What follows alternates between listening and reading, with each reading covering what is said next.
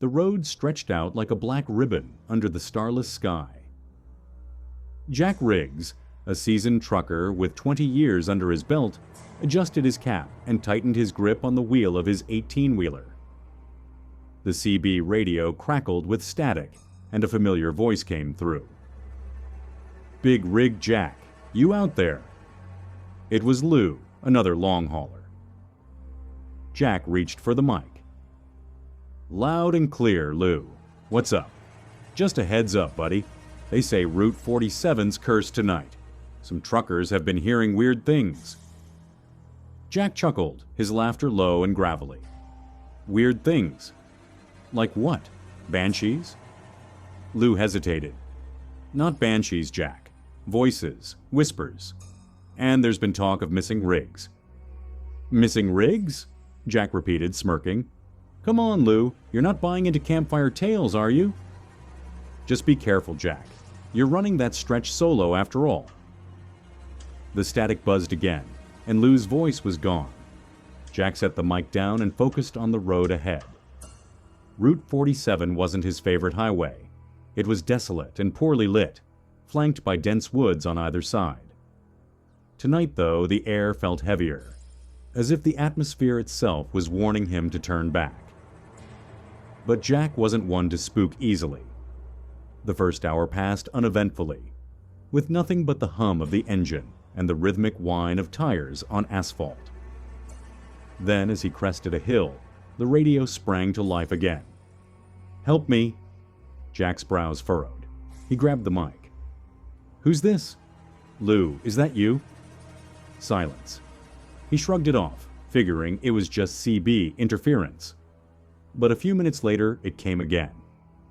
"Help me, please." The voice was faint, almost childlike, and it sent a shiver down Jack's spine. "All right, who's messing with me?" He growled into the mic. "This ain't funny." No response. Jack glanced at his side mirrors, his unease growing. The road behind him was empty, just as it had been for miles. The woods loomed darker now, their twisted branches reaching out like skeletal fingers. Suddenly, the truck's headlights flickered, casting fleeting shadows that danced like phantoms on the tree trunks. Jack's heart skipped a beat. He tapped the dashboard. "Come on, don't do this now." The headlights stabilized, but the unease lingered. Then he saw it, a figure standing in the middle of the road. Jack slammed on the brakes, the tires screeching as the massive vehicle skidded to a stop. His heart pounded as he squinted through the windshield. The figure was still there, illuminated by the truck's high beams.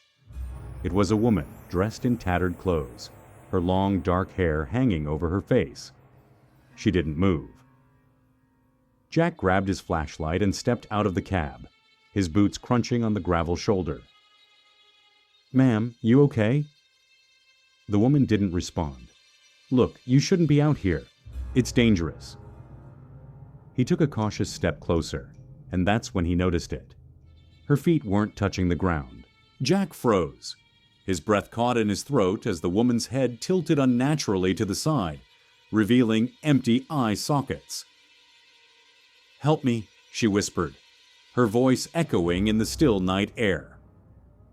Jack bolted back to his truck, his flashlight falling to the ground. He leapt into the cab, slamming the door shut and locking it. His hands trembled as he threw the truck into gear and floored the accelerator. The woman didn't move, but her reflection lingered in his rearview mirror longer than it should have, even after the truck roared past her. Jack's chest heaved as he gripped the wheel, his eyes darting to the mirrors. The road behind him was empty again, but his sense of dread was suffocating. He reached for the CB mic with shaking hands. "Lou? Anyone? Come in." Static. Then faintly, "You can't escape." Jack's knuckles turned white on the wheel. "Who the hell is this?" he barked. The radio went dead again, and that's when Jack noticed the smell. It was faint at first, a sickly, sweet odor that grew stronger by the second. It smelled like decay. He gagged, rolling down the window, but the stench only intensified. He glanced at the passenger seat and nearly screamed. A figure was sitting there, its skin pale and rotting, its empty eyes fixed on him. Jack swerved violently, the truck fishtailing before he managed to regain control. When he dared to look again, the seat was empty. He slammed his foot on the gas, the truck hurtling down the deserted highway. The trees blurred together, their gnarled branches closing in like a tunnel. Then the headlights caught something up ahead, a massive wall of fog rolling across the road. Jack cursed under his breath, but had no choice but to drive through it. As the truck entered the fog, the world outside disappeared, leaving him in an eerie gray void. The CB radio crackled again. "Turn back," a voice whispered.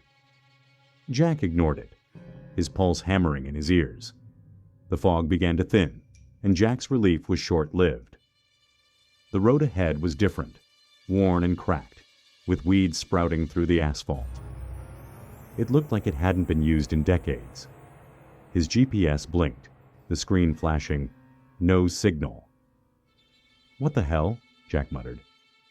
A sign appeared on the side of the road, its paint faded and chipped. He squinted to read it. "Welcome to Drifter's Hollow." Jack had never heard of the place, and it wasn't on his route. Panic gnawed at him as he realized he couldn't remember how long he'd been driving. The CB crackled one last time. "You're one of us now." The engine sputtered and died, leaving Jack in suffocating silence. The headlights flickered and went out, plunging him into darkness. Jack fumbled for his flashlight, his hands shaking uncontrollably. When he turned it on, he wished he hadn't. Figures surrounded the truck, dozens of them, their hollow eyes glowing faintly in the dark. They pressed their decayed faces against the windows, their mouths moving in unison as they whispered a single word: "Stay." Jack screamed as the figures closed in, their cold hands reaching through the glass as if it wasn't there. The last thing he saw before the darkness consumed him was the woman from the road, her empty eyes inches from his own. A week later, Lou sat in a truck stop diner, nursing a cup of coffee. He hadn't heard from Jack since that night. "Big rig, Jack, you out there?" He called into his CB, but only static answered. Outside, on a forgotten stretch of Route 47, Jack's truck sat abandoned, its cab empty, its headlights flickering in the endless fog. And if you listen closely, you can still hear the whispers,